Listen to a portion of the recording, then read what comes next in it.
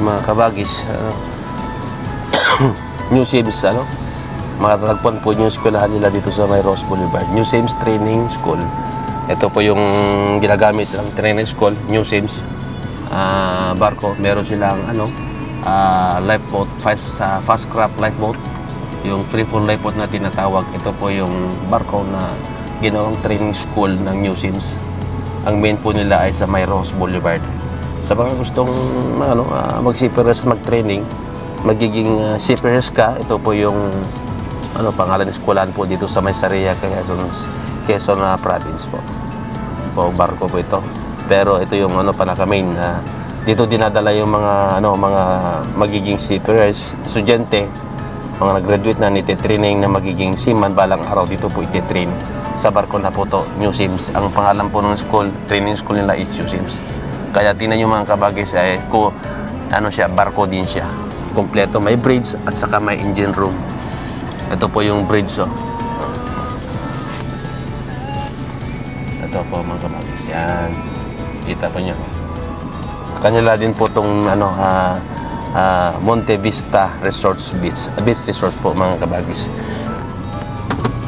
Meron ding bus, free transportation from Manila to Quezon Province hanggang makarating ka dito sa training school po nila. Ito po.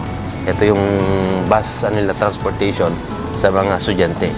Ito po yung sa mga tanker ship, may mga subject kasi na sa mga tanker pag nasa puerto ka hindi nakakalabas yung mga crew, kaya ang ginagamit po nila ay helicopter. Pati po sa pagte-training nila, kasama na rin po yung sa helicopter yung subject po nila dito sa Sims, kasama po dito sa pagtuturo nila. Ito yung helicopter nila mga kabagis.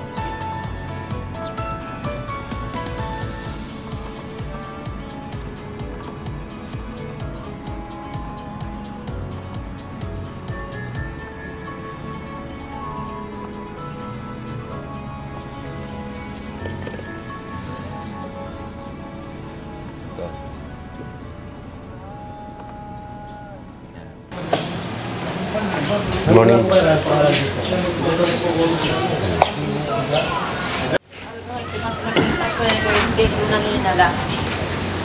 Welcome to Monte Vista Beach Resorts. Sa mga gustong pumunta po dito sa Quezon Province, Sariaya, ito po yung Monte Vista Beach Resorts po. Maganda po dito dahil yung mga cottage po nila maganda. May nifaat, katulad niyan, mga doon. Guwapo na mga lifeguard po dito na nagbabantay sa mga benda ng mga kabagis. Nagmamatag isa sa mga na lumalaro. Kusapin natin sila. Magandang hapon, kuya. Sir, good afternoon. Matagal na kayo dito, kuya? Ako pala si Rex Adventure, sir. Rex Adventure. Romel po, sir. Romel po, ito tapos si Rex Adventure po. Matagal na kayo dito, kuya? Bago pa lang po ito po. Yung ibig sabihin yung flag na yan, yung mga sa tabing dagat na yan, anong ibig sabihin yan? Bakit may flag siya? Ay, yan po ang aming... Ano yan, sir? Yan, sir, hanggang dyan lang po tayo pwedeng maligo. Gawa ng may mga biglang lalim po kasi tayo na... Hindi naman po maiwasan sa dagat yung biglang lalim. Kaya ang ginagawa po namin, nilalagay namin ng perimeter na hanggang dyan lang pwede sila maligo. Lalo po pag high tide. Yan. Paano, sir, pagka bumaba ulit yung tubig hanggang doon? Pinagbibigyan naman po namin silang lumabas kaso may limitasyon din hanggang doon lamang. Pag kami po ay may mga pito, may mga whistle po kami. Kasama po itong aming pagbabandilyo, tinatawagan namin na, sir, wag na kayong kalalayot, may biglang lalim po diyan. Yan. Bago may mga lifeguard din po kami sa ibang area, lalo na pag maraming tao. Ngayon hindi naman po kasi kaya hindi po kami nag-assign ng tao doon sa ibang lifeguard station po natin. Yun. Itong sir, yung sa gitna na yan, yung floating cottage, sir, pwede silang magpicture, pwede silang mamahinga. Kaso pinagbabawal namin, sir, na magdala ng pagkain at saka alak at saka mga babasagin kasi delikado, sir, kapag yung may dala-dala sila gawa ng pag nabasag yun, sir, diretso na sa baba, may possible po na mabubog masasaktan po ang ating mga customer. Yun lang po. Pero naman po sa lahat yan, basta wag lang sila magdadala ng pagkain at saka yung mga babasagin. Magdamag po sir ba ng operation nyo dito? Yes sir, may in-implement po kasi ang Coast Guard sa amin. Nasunod po kasi kami sa Coast Guard na hanggang 8 PM lang ng gabi ang ligo sa dagat. Yun po ang sinusunod namin. Gawa ng medyo delikado na po sa gabi pag madilim na. Hanggang 8 PM, close na po yung dagat. Pero yung operation naman po natin ng cottage at saka ng ating diretso naman po. Swimming pool na po sila pwede manligo. Yun. Yun na naman po. Sa gabi sir, may mga bante din kayo sa gabi? Yes sir, Habang kompleto naliligo? pa rin po. Opo. Hindi, kahit po sir bawal manligo hanggang 8 PM lang, may nakasign pa rin kami lifeguard dito kasi baka biglang may tumakbo na hindi mapansin.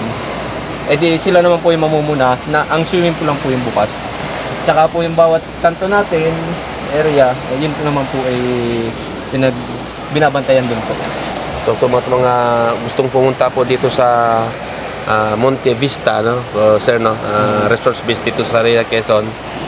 Kita yung tulad na sinabi ni Sir na 24 hours po ang kanilang pagbabantay dito para po sa mga turista na dumadayo po na galing mo sa iba't ibang lugar sa Maynila o iba't ibang lugar po dito sa Pilipinas na pupunta po dito sa Monte Vista.